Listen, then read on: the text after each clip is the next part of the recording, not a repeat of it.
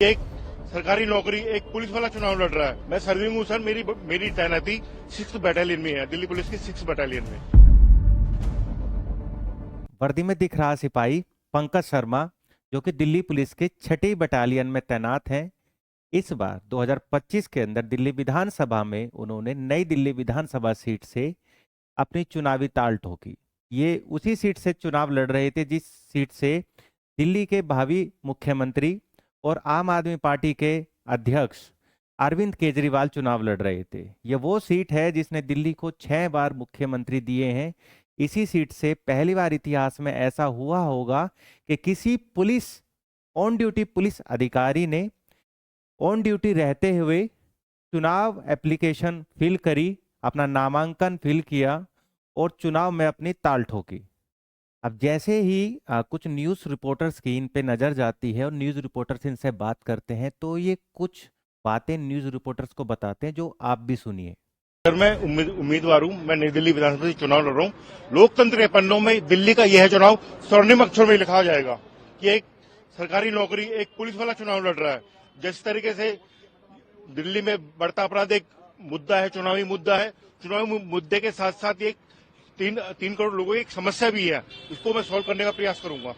जैसे आज वर्दी में भी है, तो क्या सर्विंग आप है या फिर आप? मैं सर्विंग हूँ सर। मेरी तैनाती 6th बटालियन में है, दिल्ली पुलिस की 6th बटालियन में। आप कांस्टेबल हैं? जी सर, मैं कांस्टेबल हूँ। कितने साल हो गए आपको सर्विस के? मुझे सर नौकरी करते हुए 22 साल हो गए। दिल्ली में रहते हुए 40 वर्ष हो गए। मैं एक दिल्ली का पहले नागरिक भी हूँ। मुझे दिल्ली के लोगों का दर्द, इनको क्या समस्याएं हैं, उसको मुझे भली भांति जानता हूँ।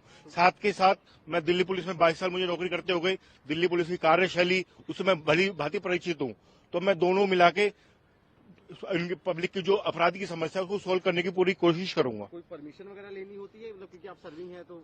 सर राजस्थान विधानसभा 2023 में एक सर हाईकोर्ट ने ऑर्डर दिया था। एक सर डॉक्टर साहब लड़े थे, गवर्नमेंट नौकरी करते थे सर वो। तो राजस्थान हाईकोर्ट ने ऑर्डर दिया था, अगर आप जीत जाओगे तो विधानसभा जाओगे और हार गए तो ड्यूटी पर आ जाना। तो यही रूल मेरे ऊपर भी लागू है सर। तो आप इंडिपेंडेंट हैं या? मैं इंडिपेंडेंट हूँ सर। और मेरा चुनाव चिन्ह है जूता। जूता एक ऐसा हथियार है सर जिसे देखकर भ्रष्टाचारी बहुत दूर भाग। अब ऐसे में प्रश्न ये उठता है कि कोई भी ऑन ड्यूटी पुलिसकर्मी या कोई भी पुलिस अधिकारी या कोई भी सरकारी नौकरी करने वाला इंसान क्या ऐसे ऑन ड्यूटी रहते हुए इलेक्शन लड़ सकता है? तो एक रूल है आपका centre civil service conduct rule 1964। ये प्रोहिबिट करता है गवर्नमेंट ऑफिसर्स को, गवर्नमेंट कर्मचारियों को, कि आप ऑन ड्यूटी रहते हुए ऐसी किसी एक्टिविटी में हिस्सा नहीं ले सकते। हालांकि ये पहली बार नहीं हो रहा था भारत में कि ऐसे किसी गवर्नमेंट सर्वेंट ने किसी ऐसे ऑन ड्यूटी रहते हुए इलेक्शन लड़ा हो। 2023 के राजस्थान विधानसभा चुनाव में भी ऐसा ही हुआ। डूंगरपुर सीट से दीपक घोगरा नाम के एक सरकारी डॉक्टर ने चुनाव लड़ा था। हालांकि चुनाव लड़ने की जो परमिशन है वो वहाँ के जो हाईकोर्ट है, राजस्थान हाईकोर्ट ने उनको दी थी और ये भी कहा था कि अगर वो चुनाव हार जाते हैं तो वापस से अपनी नौकरी ज्वाइन कर सकते हैं। तो ये थी आज की खबर कि एक पुलिस अधिकारी ऑन ड्यूटी रहते हुए कैसे दिल्ली विधानसभा सीट से चुनाव लड़ा।